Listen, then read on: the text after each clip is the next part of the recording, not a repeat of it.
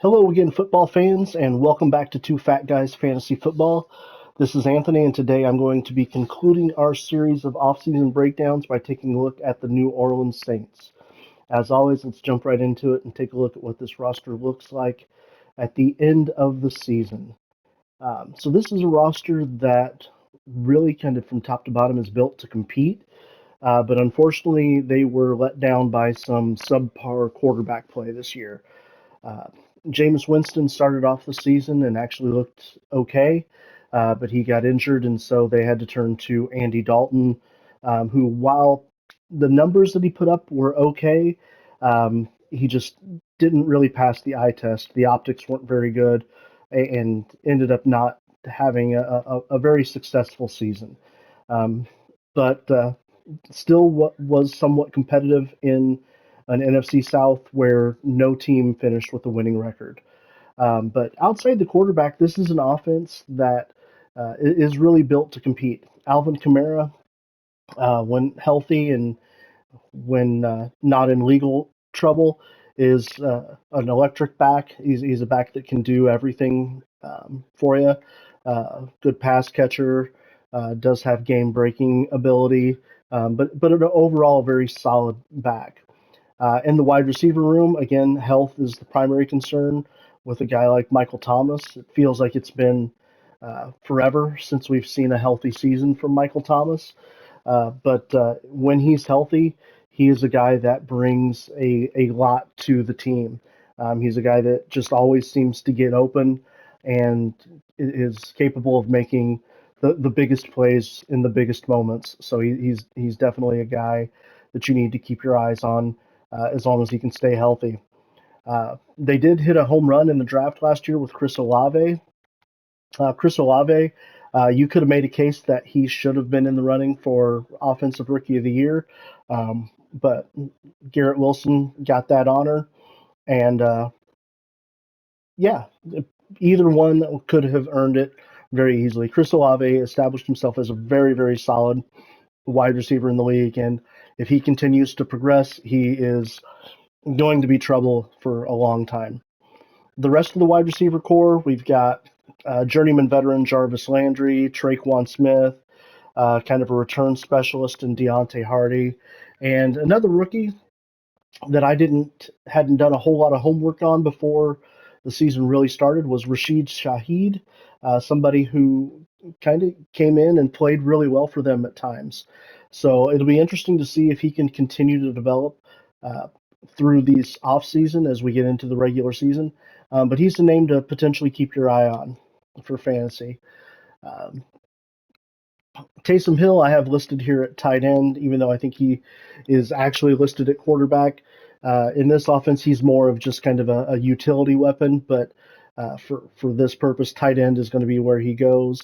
I like the other tight ends in this room as well. Jawan Johnson and Adam Troutman both bring uh, a, a varied skill set to the team that allows them to do a lot of things and be incredibly versatile at the tight end spot. As we focus now on the offensive line, for my money, it is a very solid offensive line. One of the better interiors in the game when they play to their full potential. Ramczyk is one of the best right tackles, and they really did well with the draft pick of Trevor Penning last year as well. He played really well at the left tackle position for them as a rookie. So this is an offense that if they can get some solid quarterback play, if they had had some solid quarterback play this year, I think they definitely would have won the NFC South. But unfortunately, Andy Dalton's quarterback play didn't really come through for him. Um, so yeah. On the defensive side of the ball, this is a defense that is absolutely built to compete in the NFC.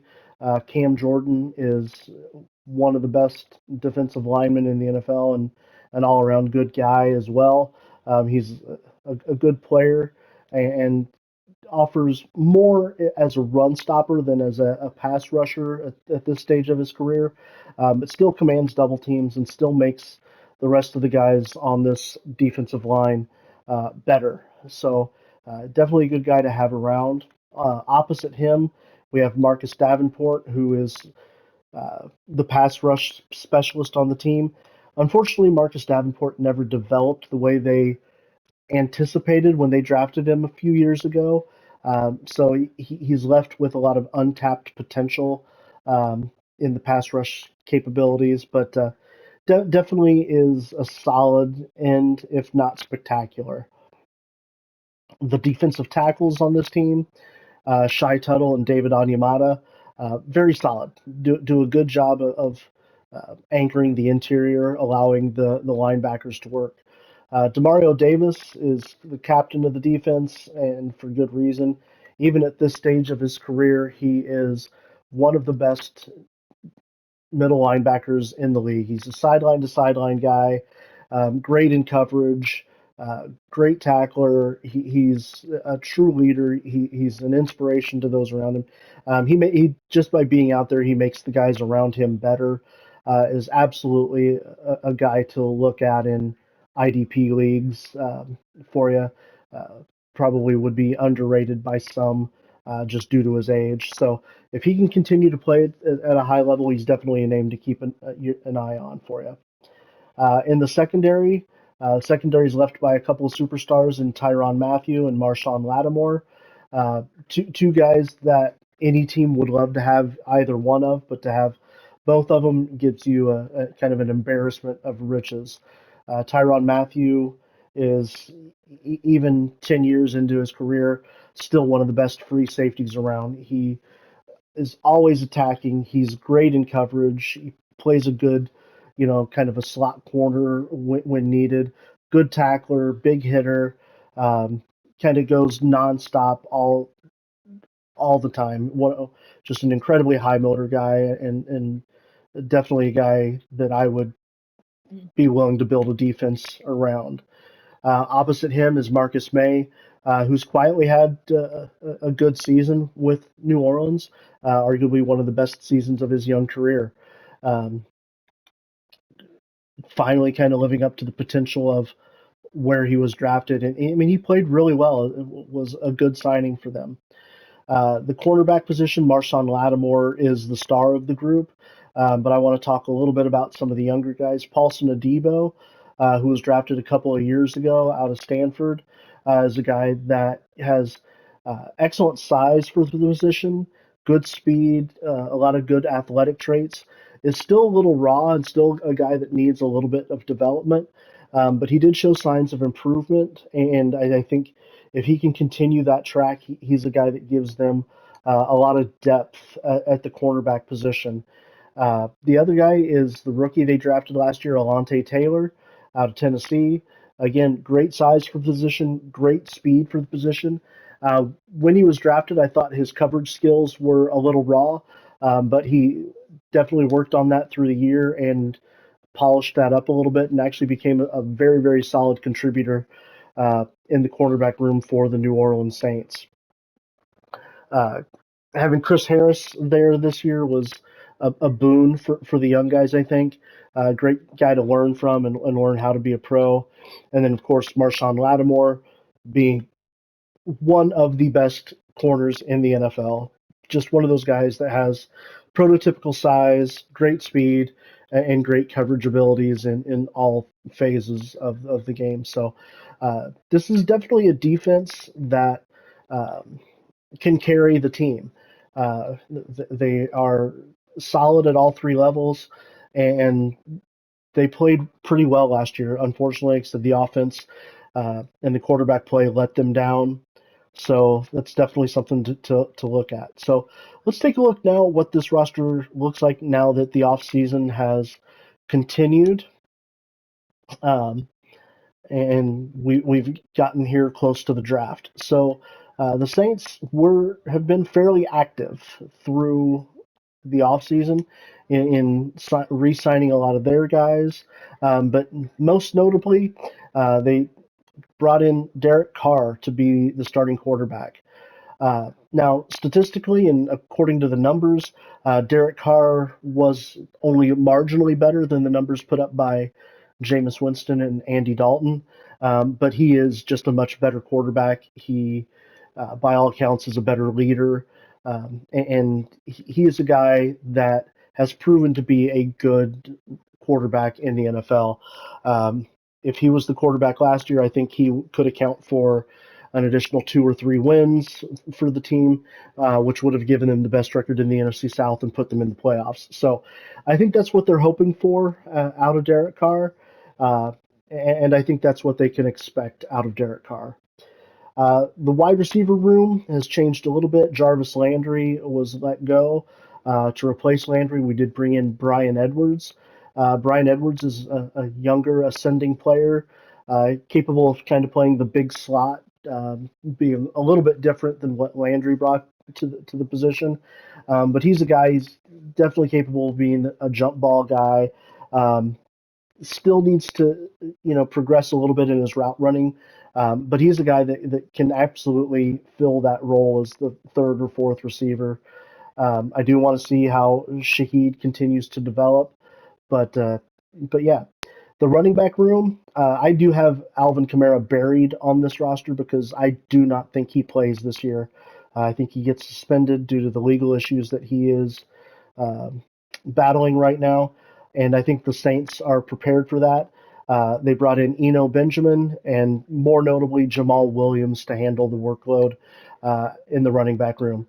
Jamal Williams is a different style running back than Alvin Kamara, more of just like a straight downhill runner.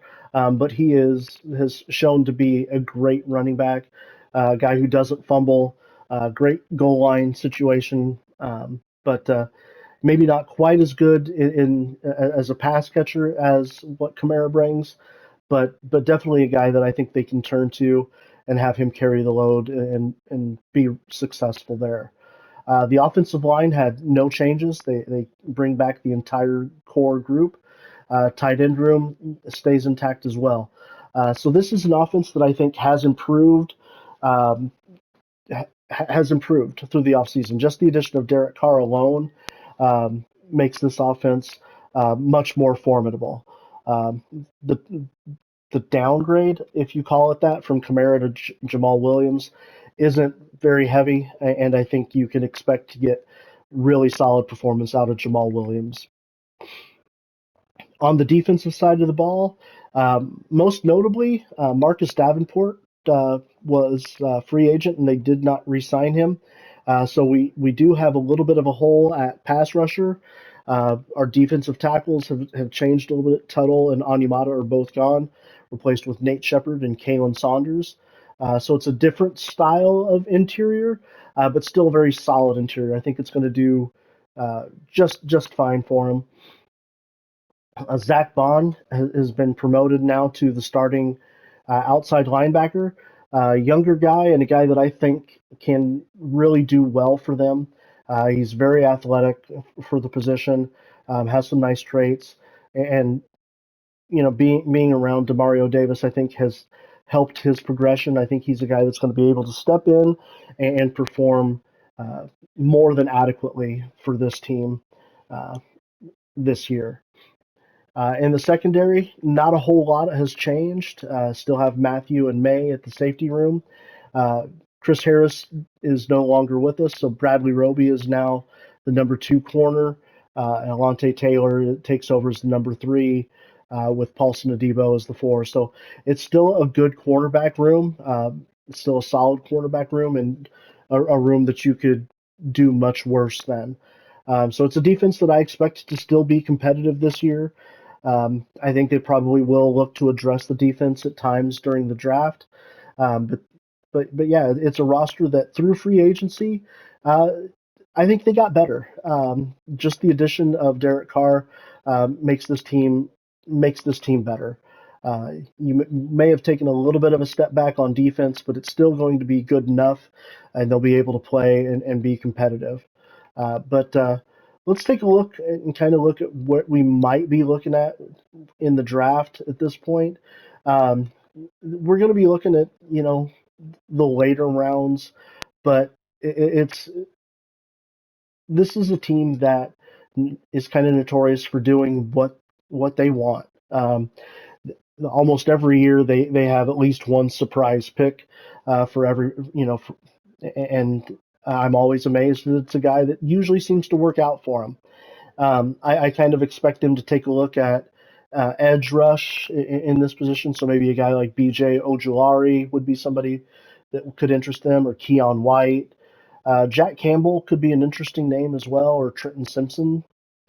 Um, they could also look at going with the interior of the D line with a name like Mozzie Smith or Siaka Ika.